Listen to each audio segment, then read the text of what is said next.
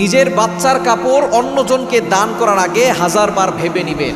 আপনি তো ভালো মনে করে মানুষের উপকার হবে এটা চিন্তা করে আপনার সন্তানের কাপড়, যেটা আপনার সন্তানকে পরিয়েছিলেন, এটা কয়েকবার পরানোর পরে যখন কাপড়টা দেখা যাচ্ছে এমন একটা পর্যায়ে চলে গেছে, অথবা আপনার সন্তান বড় হয়ে গেছে, কাপড়টা আর পরতে পারছে না, আপনি সেটা অন্যজনকে দান করছেন, অন্যজনকে দিয়ে দিচ্ছেন উপকার হবে বলে, কিন্তু এটার দ্বারা কিন্তু আপনার ভয়ঙ্কর ক্ষতি হতে পারে।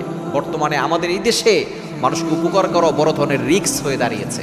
আপনি দেখা যাচ্ছে রাতের বেলা গাড়ি নিয়ে বের হয়েছেন, কেউ একজন আপনার কাছে হেল্প চাচ্ছে, আপনি তাকে হেল্প করতে গিয়ে আপনি কঠিন কোনো বিপদে পড়ে যাবেন। এটাই হচ্ছে আমার সোনার বাংলাদেশ।